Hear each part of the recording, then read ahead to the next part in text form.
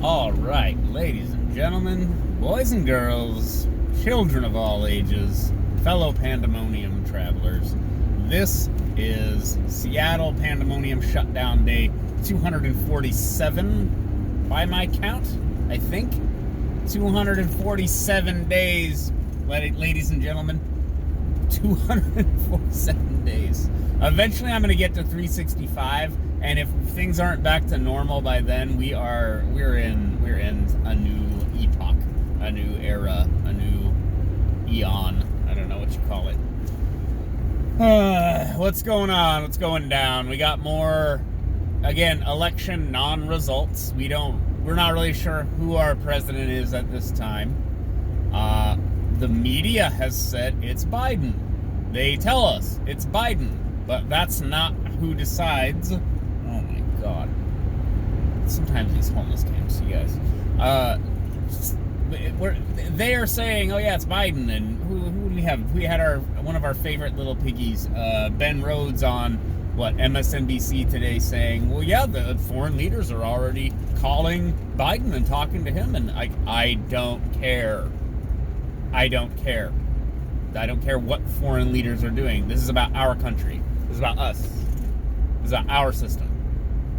Anyways, that's the update. Is essentially there is no update. Like they somehow can't finish the vote count in Georgia. I don't know. Have they finally called that? I didn't see that had been called. Maybe I'm already out of date because it's afternoon. So by tomorrow this will be out of date. So I wanted to talk about something else, actually. I wanted to talk about something more fun. Instead of politics and culture war nonsense, I wanted to talk about shows and content and media and good writing. So over the weekend, me and the missus, we crushed this Amazon Prime show. It's Nick Frost and Simon Pegg teaming up again, because fat guy, skinny guy, always a good combo. Tommy Boy, Laurel and Hardy. Put a pin in that. You'll remember it. They have the show on Prime, and it's called Truth Seekers. So they managed to layer in ghost hunter shows with YouTube channels that produce deranged nonsense. Not that I would know anything about that, am I right? And Nick Frost also works for a broadband internet company. And so his job is to go around and get the signal boosted for the company everywhere. But he has to do that by basically solving supernatural mysteries that are preventing the signal from functioning properly. So it's finely layered. It wove together 5G conspiracies. It wove together various historical events and locations, and it's also a little site specific. It's a little UK based, because they are limeys, Nick Frost and Simon Pegg. So that's fine. But the story is that it's layered, and you learn the characters as you go along. You learn to understand the characters and what they're all about. As you go along, and it's a good watch. I can recommend Truth Seekers. If you start watching it, you'll like it. That's basically it. And what I wanted to mention is writing, right? So there's writing and production design in terms of movies and media. So this show, think of a show as a long movie, right? But it's episodic in the sense that one episode tells you one little story, but the story carries over into the next episode. This is how you develop a relationship with the characters. This is why people like Frasier or the cast of Friends. They like Homer Simpson. You carry over from episode to episode, and you build up a relationship with the characters, okay? So, that being said, good writing, there's no way around good writing. And I want to give you an example. well, this is, I guess, somewhat anecdotal, but it proves my point, I think. There's a show, it was on Netflix, I don't know if it still is. It was called The Magicians, and it was based on a book series or something. This show had all the production value you could want. Great CG integrated into all the shots. Just a professional production. Attractive stars and starlets. What are you doing? What are you doing? Oh, God in heaven. Holy fuck. Attractive stars and starlets, great sort of settings and, sets and whatnot. But the dialogue, like, I would say what they're about to say, just like over and over again. Like, it was like, like every dramatic pause, the next line of dialogue, I would say, here's what they're going to say. And then they would say almost word for word what I said they were going to say. And it was just like, this is so predictable. This is predictable garbage. Like, what? How did this get to this level? Now, maybe it's meant for a younger audience. I don't know. I don't want to trash the show if I'm some kind of like writing genius or something, which I'm not. But the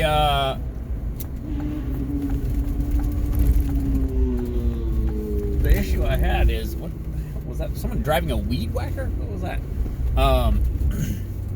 There's another good show we found on streaming, Motherland, Fort Salem, which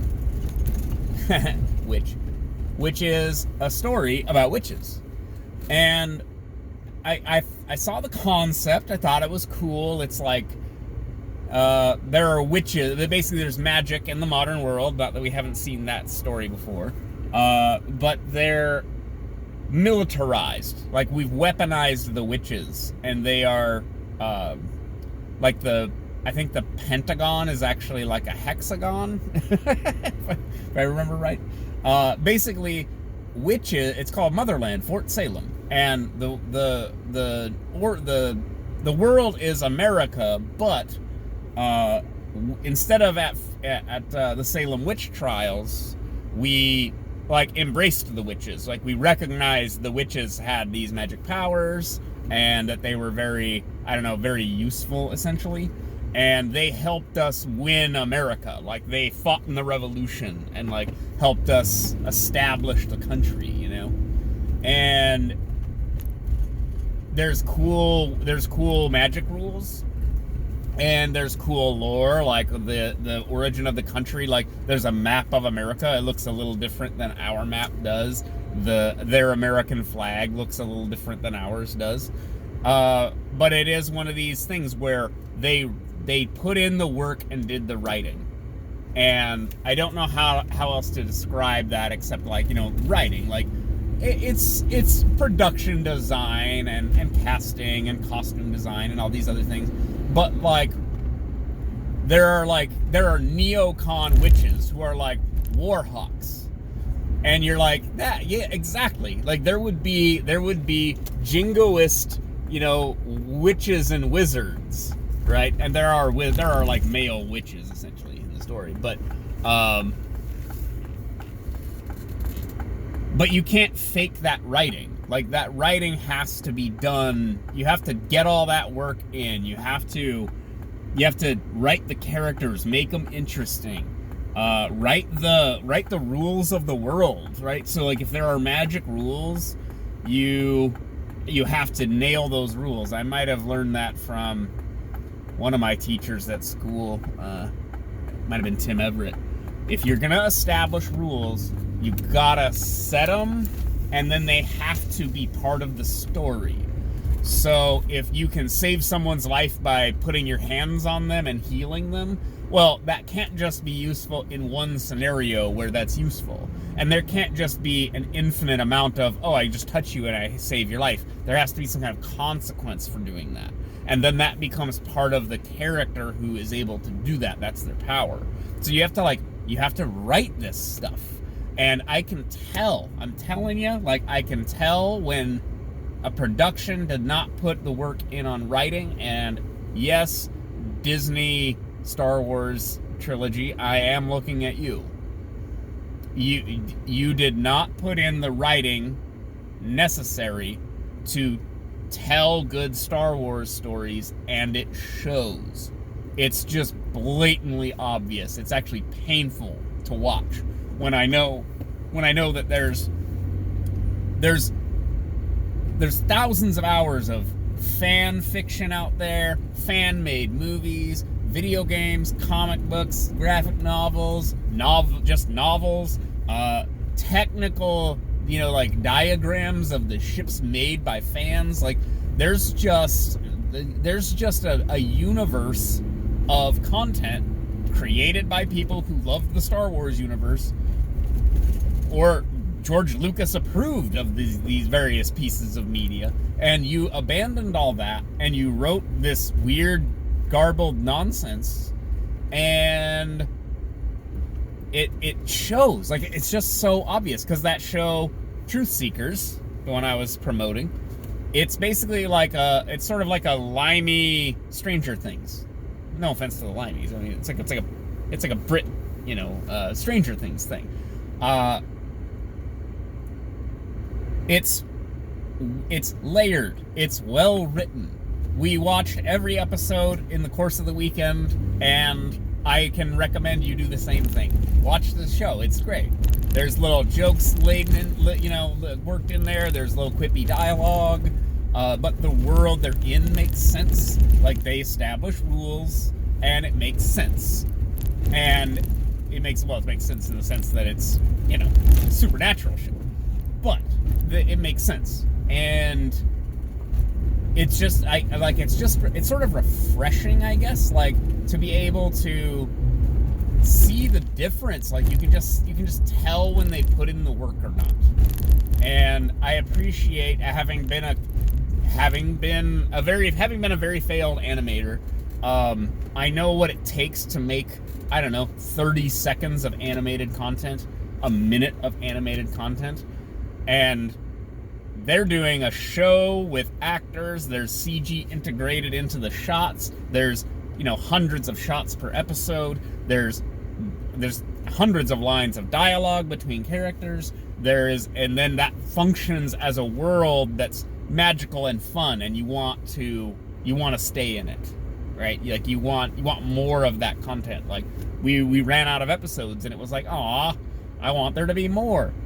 But, and I've pointed out this before in one of my podcast episodes, be careful what you wish for. Be careful what you wish for. Be careful what you wish for, because we wanted more Star Wars, and we got more Star Wars, and it's trash. Because wanting more that doesn't fix, again, good writing, good production design, forethought, meaningful character arcs. These are hard things to do, and again, as a very failed artist and a very failed podcaster, very failed animator, I've tried to make things like a graphic novel before, and when you realize, oh no, my characters are just Mary Sue's, or they're cardboard cutouts, there's no depth to them, or, oh no, this is just that movie but with different characters, you go, oh, this is trash, everyone's seen this before. Now, repeating things like tropes it's fine. Like, tropes are a thing because human existence is somewhat, I would say benign. I don't want to say benign. Ambiguous, repetitive. Like, it's okay to repeat some tropes, but if you're doing it, you should at least sort of like knowingly be doing it, rather than thinking, yeah, this is fresh and hip and new. Yeah, it's probably not. It really probably isn't. It's probably not as inventive as you think it is. And again, I appreciate the Truth Seekers show, because they did their research.